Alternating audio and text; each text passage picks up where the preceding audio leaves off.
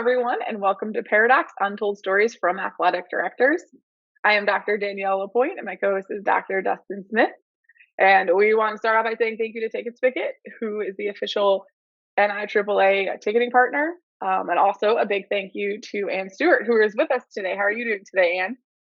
I'm doing great, Danielle. Thank you for having me. We are very excited to have you here from New Mexico. And I'm really excited to hear your stories. But first, let's kick it over to Dustin. And how are you doing today, Dustin? And I'm outstanding, living the dream here in Greenwood, Arkansas. And I've been looking forward to this episode for a while. I've been communicating with Ann. This started a while back. We started having this communication about, hey, I want to get you on, be a guest on our podcast. And we finally worked out those details and that opportunity to get Ann on. And I've been a fan of Ann's for quite some time. She's in our section, so she represents Section 6. She's on the board, and then NIAAA board, but also she's the state coordinator. So I've gotten to, for some reason, Ann thought, hey, this is a great idea. Really, I think it was Doug Kilgore more than anything. And Doug said, hey, I'll bring this other slap along and we'll have him help teach. So we helped teach one of the cohorts that was going through, I don't remember, we did two classes, 506 and 504 maybe, but we taught some classes for New Mexico because Ann was gracious enough to let us do that. And so Ann is a fellow LTI and certification coordinator like I am. She represents New Mexico and follows a legend there, kind of like what I'm doing in Arkansas and following Doug Kilgore. But I've gotten to know Ann the last few years. I got to experience a night out. We went eating with our Section 6 reps when we were out in Section 6 for that meeting and had some pizza and got to meet Ann's family. And we just had a good time, just got to visit. And I really just appreciate Ann taking a chance to jump on here. But what I like most about Ann is that Ann is an athletic administrator at her alma mater where she went to school, which is rare. I guess there's probably more of that in the country than maybe I like to let on, but I'm not at the school that I graduated from, but Ann is the athletic administrator in Los Alamos, New Mexico. It's our maiden voyage in New Mexico, so Ann gets to break the dam, if you will, to shatter the glass and kind of be on here and represent New Mexico. So Ann, what I like to do with this podcast is I like to ask people to tell us who Ann Stewart is outside of the resume. So tell us who Ann is, not the athletic administrator, but tell us paint the picture of who Ann is that the resume is not going to tell us. All right, Dustin. We probably live our lives vacation to vacation. We are always looking for where are we going next. We like to travel. We're big Disney freaks. We love the beach. We like to get in our Jeep and go. We bought a Jeep about 6 months ago, so we like to get up in the mountains and find some roads that we get to climb, or find some rocks to climb over. And we were camping for a while. We had a camper, and we love to get up in the mountains and go and do that. And we sold it during COVID, unfortunately. So now we're just like, okay, we need a bigger truck and a bigger camper. And, we, at some point in time, we're like, we could live in that and travel the country and, try to get to every state and every baseball park and things like that. So we like to see the country and see what's out there and just kind of do things with our family and show our daughter the country and things, that aren't just, they're not out here. Like you said, I grew up here in Los Alamos. It's a really small town. It's kind of our own little, it's very different from like just the rest of the country, it seems like. And once you get out of here, you realize there's a real world out there. And I want my daughter to realize that and know that this is not what most of the world is like. So just let her experience different places. So you talked about you want to go to each state or baseball parks. Do you have a running tally of how many states or baseball parks you've been to? States, I think I'm at like 42 states. Baseball parks, not near enough. I think I've been to about 10 baseball parks, so there's a long way to go of the baseball parks, but it might be a few more than that, but we're getting there. We've been to some and just need to get to more. So not a pro team in New Mexico as far as baseball is concerned. So what's the closest baseball park to you? Closest is Denver, the Rockies Stadium. So, I've been to Rockies, I've been to Arizona, I've been to Texas, the Rangers. I haven't been to the new Rangers Park.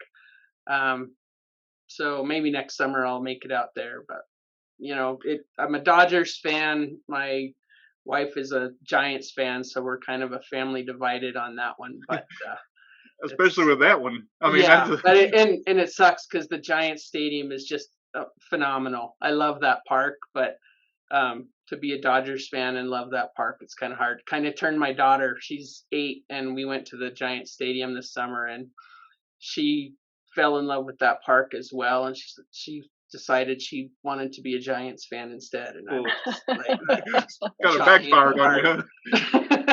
Because she's followed every one of my teams, and then that happened, and it just was, I thought, oh gosh, no. So let me, for those geographically challenged, we always like to ask this on the podcast. Paint on a map for us where Los Alamos is, so people will know kind of where you're located geographically in the state of New Mexico. So we're in the north central part of New Mexico. If you know, Santa Fe or Albuquerque, we're 30 minutes north of Santa Fe and about 90 minutes northwest of Albuquerque. So, sorry, that was some weird noise here. But we are up in the mountains. We're at about 7,200 feet here in town, and so we get, we get all 4 seasons. We get the snow sometimes. I can go skiing in 15 minutes at some, when we get snow, we've got great skiing just a few minutes away, and we're just it's a beautiful area. So you mentioned some of the bigger towns, obviously, the people that will know Albuquerque and Santa Fe and any of those places that are out there. And you say Los Alamos is kind of its own little community. So what I found fascinating, we had our section meeting in Denver. You drove up there. We had our national convention in Denver. You drove up there. I mean, it wasn't a flight for you. How long is that drive? How far outside of Denver are you? We're about 6 hours to Denver. So it's not too bad. I think when we really want to, we can get to the south side of Denver in about 5.5, if we're booking it. So we're, in the north side, we're technically, we can get to Colorado in about an hour and a half. So we're pretty close to the border.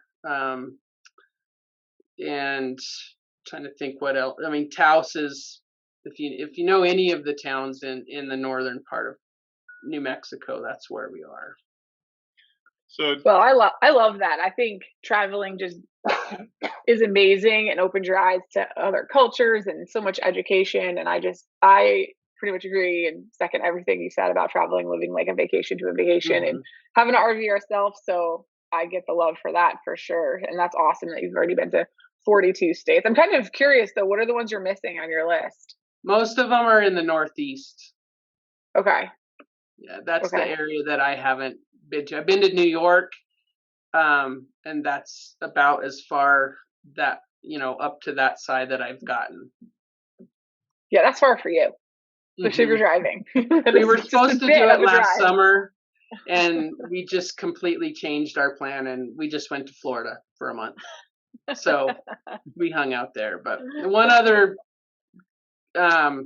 tidbit about Los Alamos, it's where the atomic bomb was created. So we've got a national lab here, and that's the big thing about here. It's a bunch of scientists, the most PhDs in the nation, like in per capita in the nation, or in our little town. Huh. When you say little town, how little is little? About 18,000. And let me just tell you, I live in a town of 9,000. Mhm. So that's little, Yeah. unless you're in Arkansas, and some people will call that a somewhat large town, but Hmm. not compared to either one of you. Danielle lives outside of Tampa, so you know how big an area Mhm. she's used to, Yep. and Mhm. I'm about half your size. Or Greenwood's about half your size. Let's trade places, Danielle. I know. I was gonna say you said you love Disney, and I used to live like I don't know maybe 15 minutes from there when I first moved down to Florida. So I even when I was teaching and just coaching, I got a summer job at Disney. So yeah, That's it was. we've considered that for retirement time Mhm. or Yeah, something around there. So we're yeah. headed to Orlando for Christmas. So Well, let me know because I'm not. I'm like 2 hours from there. I'm over in on the west coast of Florida, but yeah, definitely let me nice. know when you're headed this way because Cool. it would be fun. Be fun to meet Yeah, up. So well, definitely. so now we know you like to travel. We know where you're located.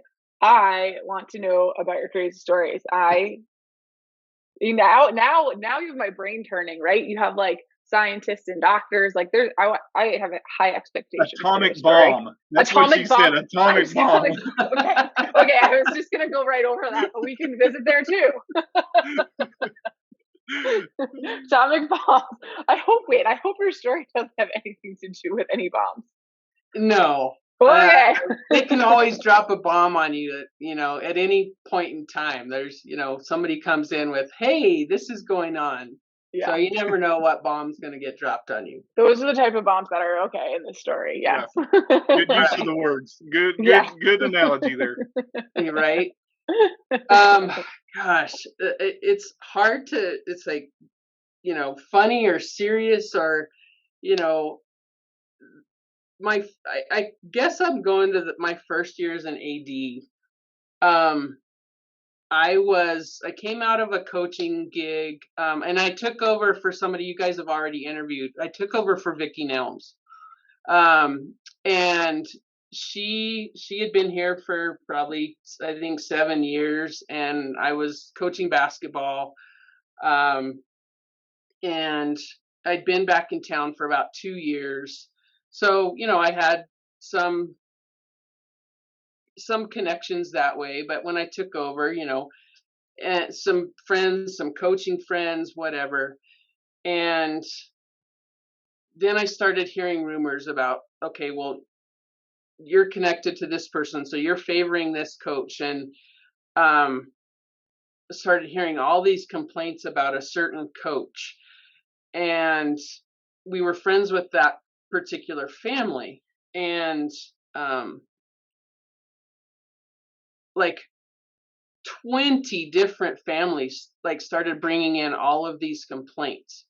And I'm like, how in the world are all of a sudden we're not seeing this? But it was just because they were connected to me, and now they thought, oh God, he's gonna be the head coach or something like that. And all these complaints, I'm like, why weren't you complaining before I was the AD if all this was going on? But like they were saying, if we'd be sitting in the stands, his wife would be behind me flipping people off, just laughing. Hey, hey, hey, hey, hey, we got all this going on.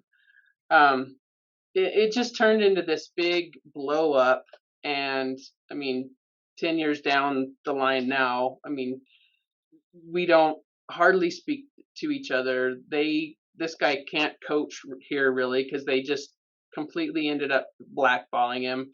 The super got involved. We had to interview all these parents, all these stories, and it just turned into this nightmare of how, I mean, we all know how parents get involved, and it's like it's just frustrating, I think, because how much pressure or how much power should parents really have? If and some of the stuff that they were bringing up was 3, 4, 5 years old, and it's like, if it was that big of a deal, why didn't you bring it up then? I think, and that one's not. I really I want a funny story, but that was the one that I kept kind of coming back to. That just started off my career as an AD, where when I got the job, I went into my principal's office, and she actually retired the year I came in, and I'm like, this is the perfect job for me. It's why I want it. I was born for this job. And she's like, Ann, there is no perfect job.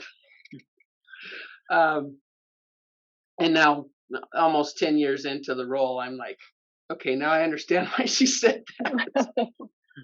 Well, I mean, you bring up like a lot of interesting points there. I mean, we should highlight the fact that the power of parents, like you just said, were any of these complaints even founded? Like when you did this investigation, were any of them even founded at all? Well, and that's the part we don't really know.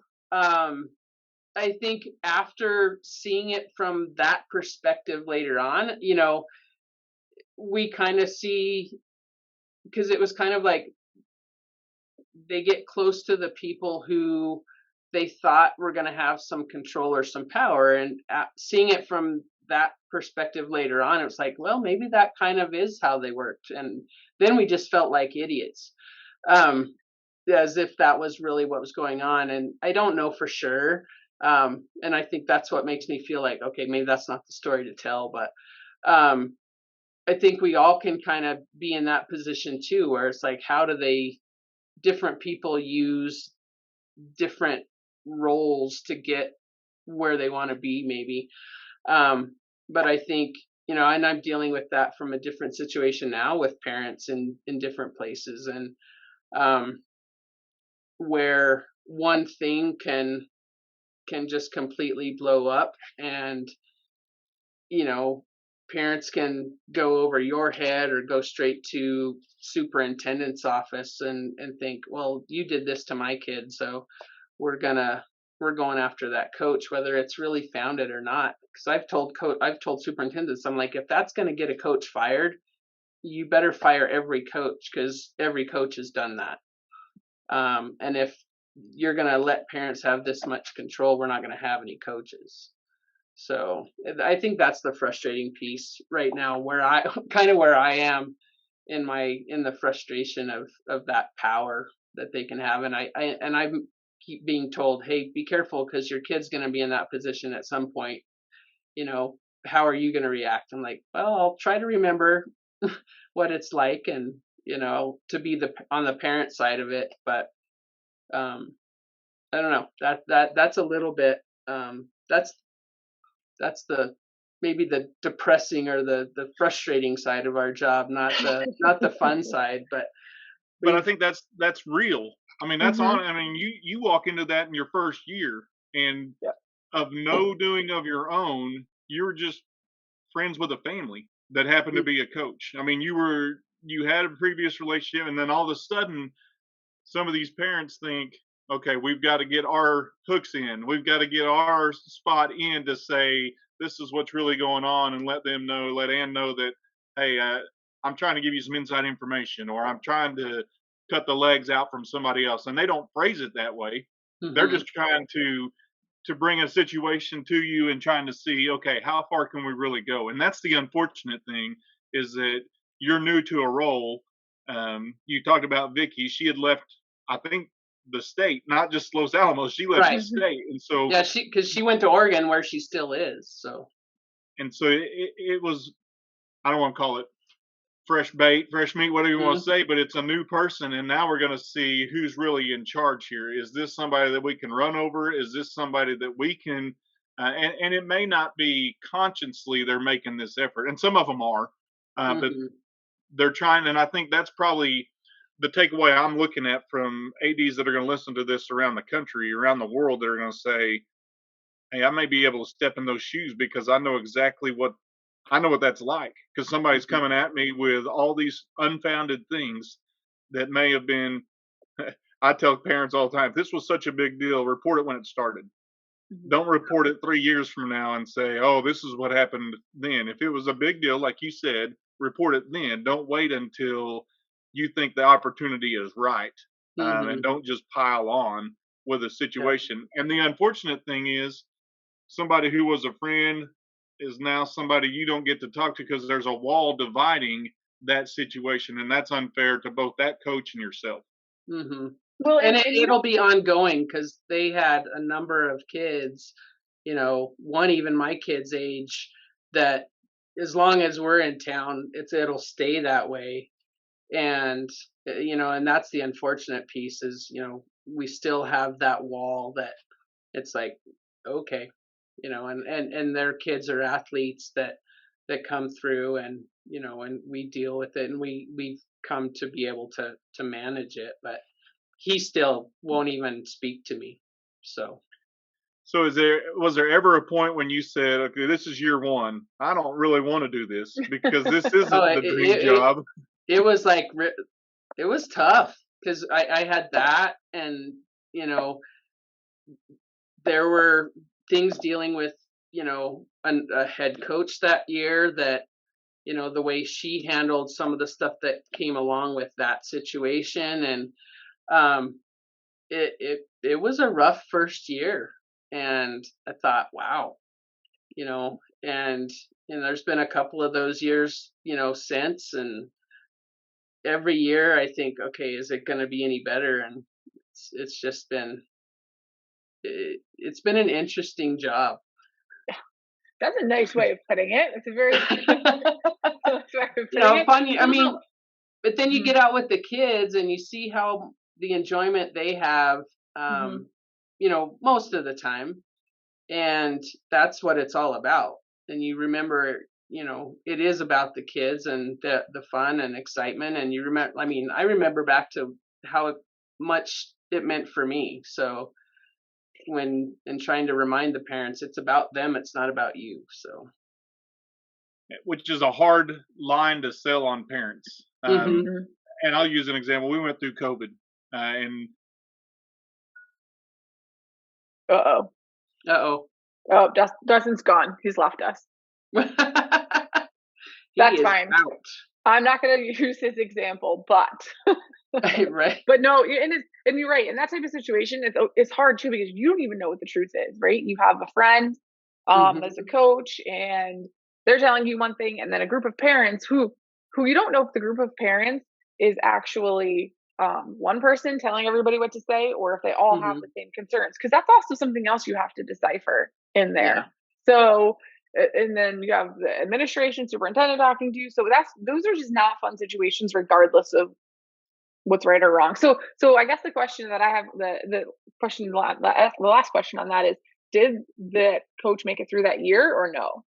Nope. They did not, on their own accord, or were they just let go, or did they It, it quit, or was there was no way he was going to get through that year. There was mm, nothing I could do to save him. yeah, It was uh, and it was that is a just hard first year. hmm it was rough, and it was kind of was one person that started like getting all of these people on a bandwagon to undermine him Hmm. and kind of come at me to get to him. Hmm. So and Yeah. Well, I hate that that happened to you, but I'm sure there's many people who are listening to this that can relate hmm 100% to it, which is why that's so important to tell. So thank you for telling that. I do have to ask you a question though, because I heard you had a little bit of like a crazy situation with some kids in a gym, like maybe accident, like rooting for a wrong team. Is this true? Is this a thing that occurred? so yeah, the Oh. other day um we had our district championship volleyball game down the street Mhm. um at our district foe in Pewaukee, and I like that this you was called it a yeah, foe. this was Friday night, and Saturday our football team was playing in the first round of the state championship that we were hosting. Well, a group of about 5 or 6 of our football boys showed up in their football jerseys, and they were sitting in the front row with the Pewaukee student section in their football jerseys. With the Um, foe. With the foe. with the Pewaukee student section. Yes. Oh. Um, and when they were introducing our girls, they had newspapers up and the whole who dat. And I'm What? thinking, you've got to be kidding me. One of the boys, when we played here, was actually cheering for Pewaukee and sitting with their kids when they were playing up here. And I'm just like, how are you cheering against our kids when you go to our school and you play for one of our sports teams? And I, in the meantime, made a couple comments to him here and there. And, but when that night in our football jerseys, before they're about to play a state game and such a big volleyball, the importance of that volleyball game, I did. I went down there. I kind of ripped them. I'm like, you will not wear that football jersey and cheer against our team. It just isn't going to happen. So if this is going to happen, give me that football jersey right now. So the one who cheered for him up here, he took his jersey off and he continued to cheer for them. The others cheered for us. What? I mean, do you want me to start at the top or the bottom of all my questions? Yeah, exactly. Like, I mean, I couldn't fathom. I took a picture of them all, sent it to the football coach. I'm like, here's your boys at the district volleyball championship, sitting with the other team. And a lot of the kids, they don't all live in our community. They live, this is literally 15 miles down the road. So they all know each other. They live right across the street from that school probably. So they all know each other. They're friends. So they're sitting with their friends from another school. So I get that part, but so sit with them, but who are you going to cheer for? Did they offer any sort of explanation for such weird behavior? No, because they saw me coming, and actually the kids from the other school, they're like, oh, you're busted kind of thing. And yeah. So I couldn't. Let me ask, because I had a blip momentarily, and now I'm back. But Now I'm back.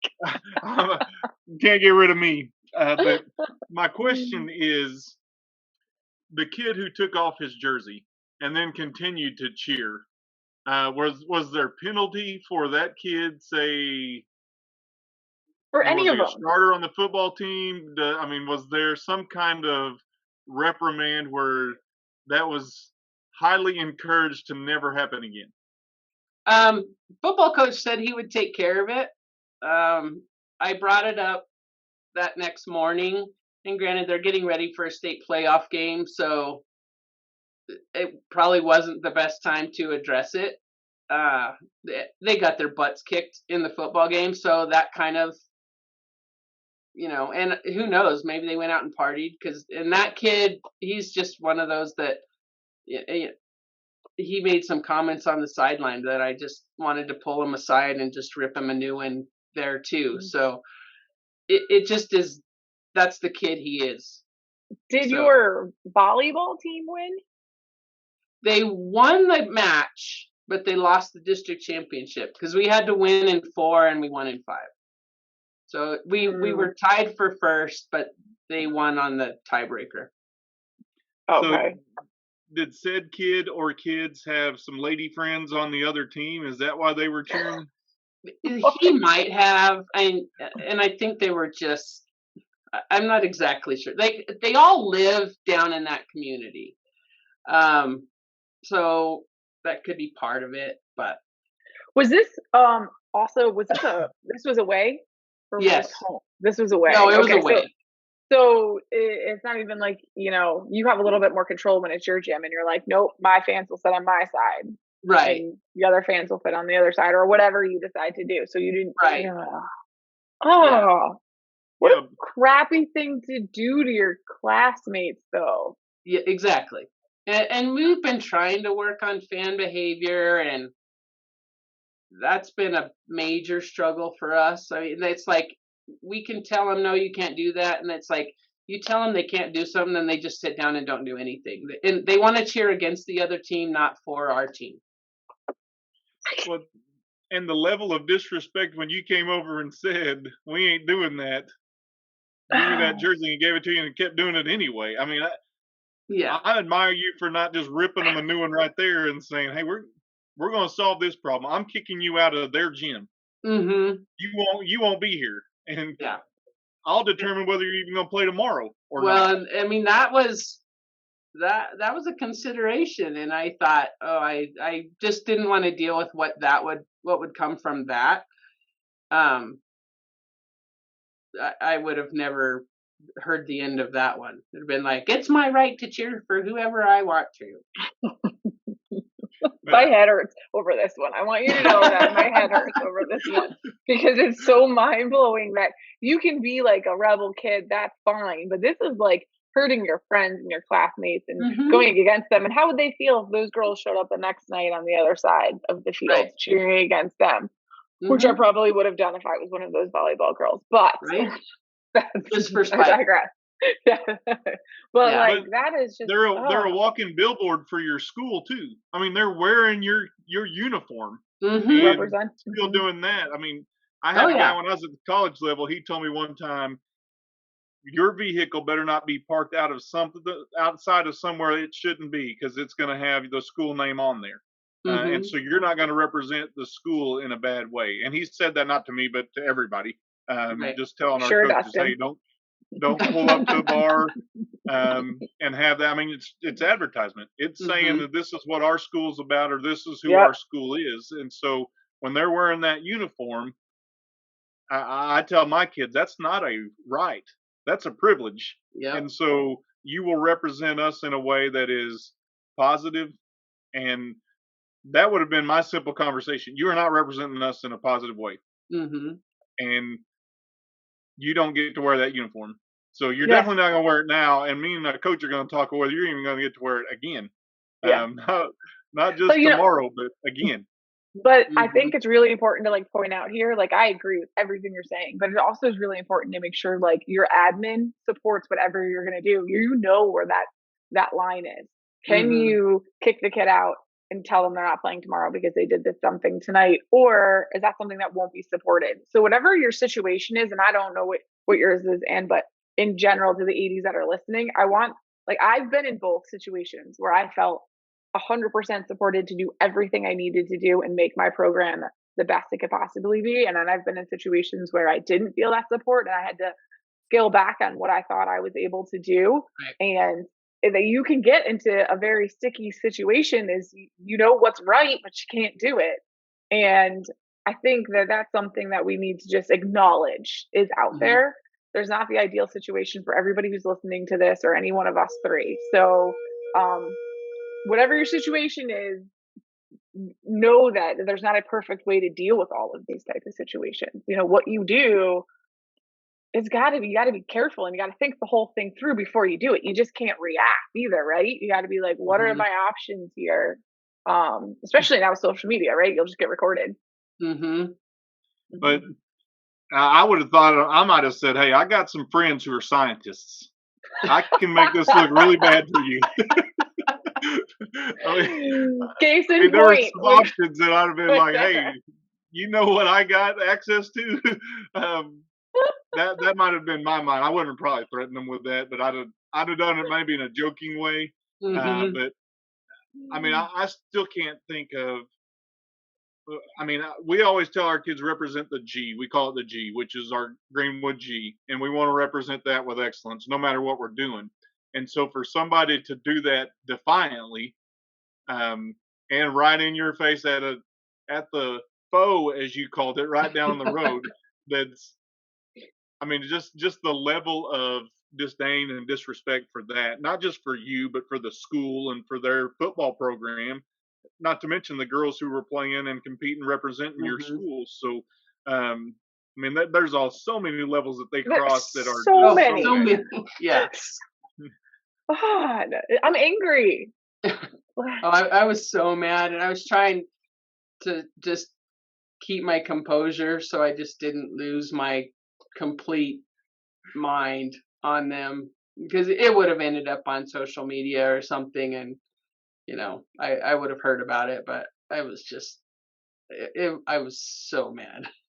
I am sorry they had to deal with that, but I'm more sorry that those girls had to deal with that because that couldn't have been a good feeling. There they are, No. not only having to win, but you said having to do it in four. So Hmm. there's some pressure on them, and they're just dealing with these knuckleheads over here. Hmm. Yeah.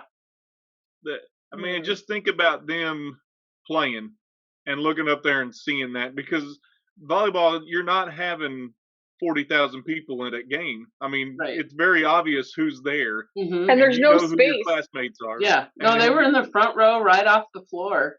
Yeah, there's no space separating them. You can hear Mm-mm. everything they're saying. Ugh. God, that just blows my mind that How somebody did would.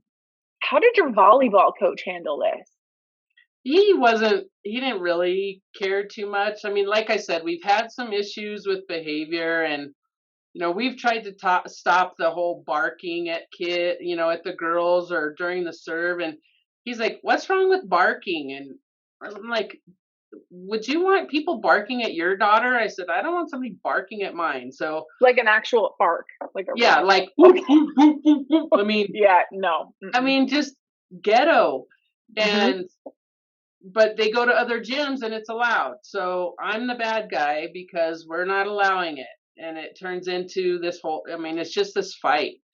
Um, and it didn't happen this time. So I don't know what happened from the last time they were down there watching a game and to this one. But um, it was, he didn't seem to be too affected by it, and if I was the coach, I'd have been just pissed.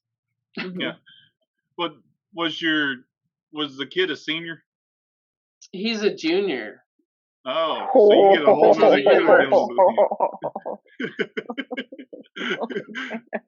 So let me ask this: is he in the crosshairs? Is he somebody that you're trying to find out anytime you play where that kid is? Hmm. Mm. Yeah, I mean, Mm. it's gonna be a discussion we will keep having. It's a kid that we've had issues with. Um, you know, his mom loves me, so You said that in a That's very good. sarcastic tone. That's good. That's saturated with sarcasm. But yeah. also, once again, this is like a very, I mean, the story is remarkable, but like it's a very good thing to touch upon because you are not the only one dealing with this, and there are other kids out there who are doing stupid things as well. And ads need to hear, we need to spread that and hear that you are not alone when you're having these very crappy days, and you see these Hmm. situations where you're sitting there, you're supposed to be over an event, but you can't necessarily control every single person's behavior at that event, and you're struggling with that right now, and that sucks. I think, I mean, listening to these podcasts, going to national convention, all of this stuff is great for any AD because they realize. I mean, that's been one of the best things for me, realizing we're not alone in this. Everybody's dealing with the same types of things, and you hear how different people are handling things, and you get ideas. Okay, maybe I can try this or I can try that. So I mean, the more of this we can listen and learn from each other, the better. But I said it on your first story. I mean, this is real. I mean, this is Mhm. stuff we're dealing with that. I mean, sometimes you talked about earlier, we kind of joked around about you get bombs dropped on you that you aren't expecting. You went to a game thinking, I'm just rooting on our kids, hoping that they win a district championship. Yep. And you've got to deal with kids that have a bad moment. Hmm. And in that moment, you can't give up on the kid. You still got to pour into the kid. And I mean, all means all. I get all that, but still, their frustration level is very high when you're dealing with a situation such as that. Hmm. Well, and it was an away game too, so, like, what if you weren't there? Right. Yeah. Like, what it would have just continued, maybe it would have gotten worse, maybe it would have, we don't know, but, like, it wasn't, what if you weren't there? Hmm. Yeah. They probably weren't expecting me to be there. Yeah. They see you walk down the sideline, they're like, Uh Surprise! huh. Yeah. Surprise. I mean, I'm going to tip my hat to you again, Ann, that you were able to keep your composure, because I may have I may have lost it. Physically remove the And jerseys from their back. yeah, for our kids, my superintendent is very adamant about we do the right thing, and sportsmanship has been a big push for us. And so we get the pushback from kids and the blowback, if you will, of saying, "Hey, their kids do this. I see their kids get away with this, or how can they do this and we can't?" We're just trying to say something to the officials saying that's a bad call, and you hear this other school saying, "I'm blind, I'm deaf, I want to be a ref," or they're chanting that from their student section, and they're like, "Why can't we do that?" And I'm like, "You call me the fun police, whatever. I'm just telling you, we're not going to do that. That's not how we're representing ourselves." Mm-hmm. So I know the battle that goes on there, and you want kids to be there, you want them to have fun, you want them to support your team, but I think the key words are support your team, and that wasn't happening there. I'm glad I'm not the only one. Thank you, Dustin. Yeah, Danielle will tell you it may not be good to be in my same shoes, but we're right there, and I'm with you. You and I I'm are gonna make one. that T-shirt. Fun police. Yeah, we call Fun them fun police haters and or fun police. Dustin I mean, Smith. Vote Dustin Smith. Fun yeah, police. fun police. That I don't think that'll be a good campaign slogan, but that's great for our student section. I'm not wearing that shirt, guys. I mean, I agree with you in this situation and Right. with Dustin's situation, but outside of that, I like the fun, the good fun, not the stuff The that good causes, fun. yeah, Correct. not the stuff that causes harm to someone else or when you're screaming at refs. I don't know, Dustin, and you said that chant very easily, like you've said it before. Right. I Just did flew it not. right out of I your heard mouth. it. I was at a Okay. game just as not even a game I was involved in, our teams were involved in. I was just there watching a game, and their student section, which was rather large, the official made a call, and that was their chant. "I'm blind, I'm deaf, I want to be a ref." And I thought, Mhm. wow. I mean, it was coordinated. They knew they were going to say that. You were I knew impressed it with the wouldn't fly. execution. It wouldn't fly at my place, but Mm-mm. I mean, they were bold with it, and they got it out there. And I'm thinking, we already have a shortage of officials anyway. We don't need to give them more reason to not officiate, or we're not going to have games, period. So, although I like the creativeness of it, I think the opportunity to throw it out there probably wasn't a wise one, and probably one I wouldn't have let happen. But then again, that goes back to me being the fun police or a fun hater and just saying, no fun here, zero fun. We're not having any fun here. Mm-mm. I'd have heard it once and it'd have been done. Yeah. Oh no, I would have done that. Did they say what I think they just? Mm-hmm. Do I need to make sure that I'm Yeah. actually hearing it correctly? Right. Did they just?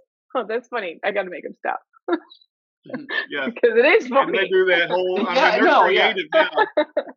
Definitely You give them the creative. creativeness. I mean, for them to be able to come up with some stuff, the whole when they do the push it, which some of them will not say push it, they'll say some other words that rhyme with that. But you know, I'm so lost right now. I you've never heard that?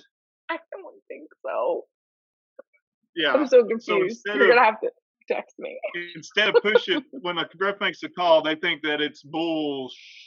Oh, Stuff. I'm there. Yes, I've heard that. I never heard what you said. But okay, I'm sorry. Yeah.